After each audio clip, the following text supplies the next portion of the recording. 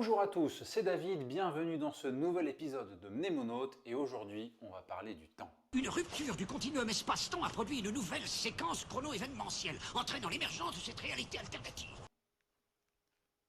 Vite Marty, à la DeLorean.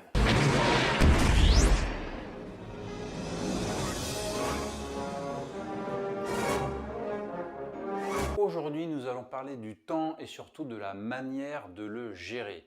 Mais pas seulement gérer son temps, gérer aussi cette nébuleuse qu'on a dans le cerveau que certains appellent la charge mentale, bref, toutes ces choses qui papillonnent un petit peu et qui nous polluent l'esprit. Je vous l'ai déjà dit dans des vidéos précédentes, aujourd'hui je suis vraiment formateur, coach et j'accompagne des gens à mieux se sentir dans leur vie, à se sentir épanouis, que ce soit dans leur vie professionnelle ou dans leur vie personnelle. Et à travers ces deux missions, je me suis rendu compte qu'il y a quelque chose qui est vraiment commun, c'est l'organisation de son temps, de ses pensées et comment faire pour y voir plus clair. Pour surmonter toutes ces choses comme ça qui bourdonnent dans notre esprit et qui nous occupent en permanence, j'ai une méthode infaillible, c'est ce qu'on appelle la matrice Eisenhower. Je vous l'explique dans un instant. Mais d'abord, j'aimerais revenir sur quelque chose. Quand vous avez quelque chose à traiter, tout ce que vous avez dans la tête n'a pas le même degré d'urgence ou d'importance et ne devrait pas utiliser le même espace, la même bande passante. Et pourtant, le fait de tous les avoir au même niveau tout le temps et d'y penser de façon équitable, c'est pas juste pour votre cerveau qui ne peut pas y faire face et qui forcément sera en difficulté pour s'organiser et traiter les choses dans le bon ordre. Nom de Zeus. Et c'est là que la matrice Eisenhower vient à notre rescousse. Pour chacune des choses que vous avez à faire, et ce n'est pas forcément facile, cette étape-là est probablement même la plus difficile, demandez-vous si cette tâche ou la demande que vous avez reçue est urgente et si elle est importante. Et les deux sont importants à dissocier parce que quelque chose peut être urgent sans être important et vice-versa. Or, on a tendance à croire que si c'est urgent, c'est important. Ça va vous permettre de vraiment libérer de la bande passante. 2,21 gigawatts 2,21 gigawatts Mon Dieu! La matrice Eisenhower, c'est un graphique qui s'inscrit sur deux axes. Un axe d'importance et un axe d'urgence. Le fait de dissocier l'urgent et l'important va vous permettre de positionner chaque tâche ou chaque demande à traiter au bon endroit sur la matrice et donc de le traiter comme il faut. Pour toutes celles qui sont et urgentes et importantes, eh bien ça c'est ce qu'il faut faire et c'est ce qu'il faut faire tout de suite. Pour les tâches qui sont importantes mais pas urgentes, eh bien celles-là on va les planifier, c'est-à-dire on va les mettre dans notre agenda au moment où finalement elles deviendront urgentes, au moment où c'est le bon moment pour les faire. Pour les tâches qui sont urgentes mais pas importantes, là il y a deux façons de faire. Soit l'objectif c'est de les faire tout de suite et de manière à ce qu'elles nous consomment le moins de temps et d'énergie possible et hop, on se le met vite derrière nous. Soit l'idée c'est de se dire, bon ça il faut le faire vite, mais est-ce que c'est important que ce soit moi qui le fasse? Si la réponse est non, qui peut vous aider à le faire ou le faire à votre place? Si c'est d'un point de vue professionnel, ça peut être un service d'assistance, un SAV, un back-office, un collègue, un manager. Et puis si c'est dans la vie personnelle, ça peut être un ami, un conjoint, un enfant, quelqu'un de proche qui pourrait vous donner un coup de main. Et pour ça, il faut vous signaler et oser demander à quelqu'un qui vous aide. Et pour les tâches qui sont ni urgentes ni importantes, ça, il faut tendre à éliminer ces tâches, à les faire disparaître de la matrice. Alors, si c'est une demande client qui est ni urgente ni importante, je ne vous dis pas de ne pas la traiter, bien sûr. En revanche, ça va être de se dire, ça, c'est pas grave si c'est pas fait aujourd'hui, c'est même pas grave si c'est pas fait demain, c'est peut-être même pas grave que ce soit pas fait cette semaine. Il va falloir le reporter à un moment donné où vous aurez du temps dans votre agenda pour faire ça. Mais globalement, il y a des choses où vous pouvez vraiment vous dire, si c'est pas grave que ça soit pas fait cette semaine, quand est-ce que ça deviendra grave? Si la réponse est potentiellement jamais, ne le faites pas.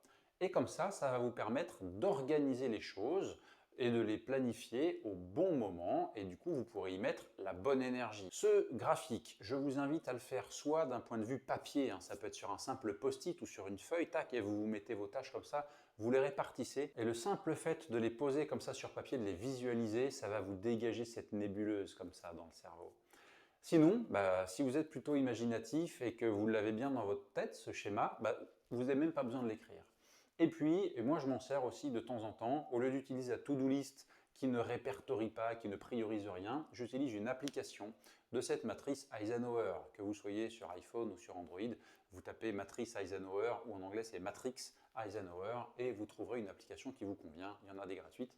J'en ai pas forcément à vous recommander, mais allez faire un tour. Pour pouvoir traiter l'urgent et l'important, ça veut dire qu'il va falloir prêter de l'attention aux détails sur les choses que vous avez à faire ou sur les demandes qu'on vous fait. Là, je pense particulièrement aux emails qu'on peut vous envoyer. Un client pour qui c'est urgent, c'est sa réalité à lui, c'est peut-être pas forcément la vôtre. Quel est votre degré d'urgence, votre engagement de traitement?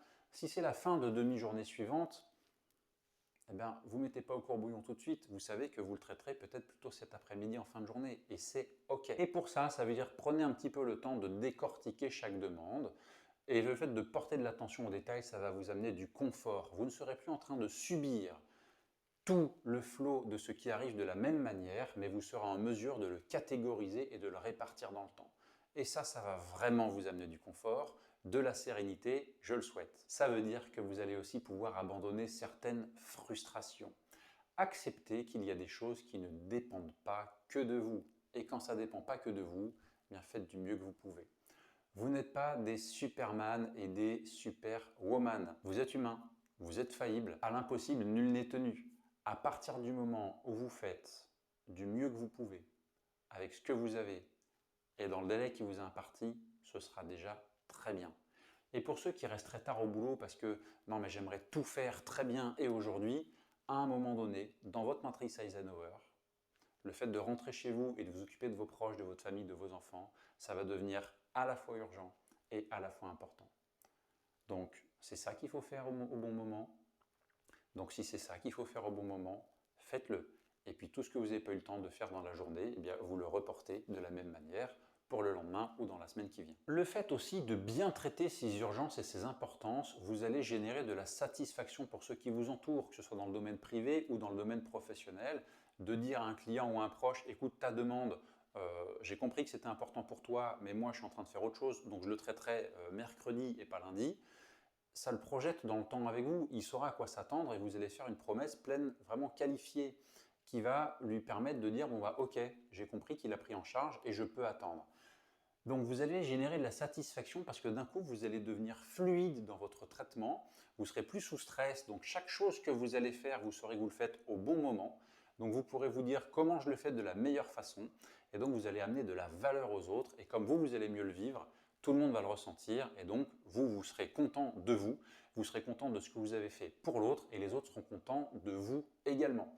Bref, le fait de bien s'organiser va vous donner de la fluidité, du confort, de la satisfaction envers ceux qui sont en face de vous, et toute cette charge mentale comme ça que vous pouviez avoir, cette nébuleuse, va disparaître, et forcément tout ça, ça va vous aider à vous sentir épanoui. C'était David pour cette vidéo assez courte sur la matrice Eisenhower, comment s'organiser, comment faire disparaître cette charge mentale, ou en tout cas l'alléger de façon simple et efficace. J'espère que ça vous a plu. On était encore un peu sur un mode développement personnel, mais c'est vraiment quelque chose que j'ai constaté ces dernières semaines dans mes accompagnements.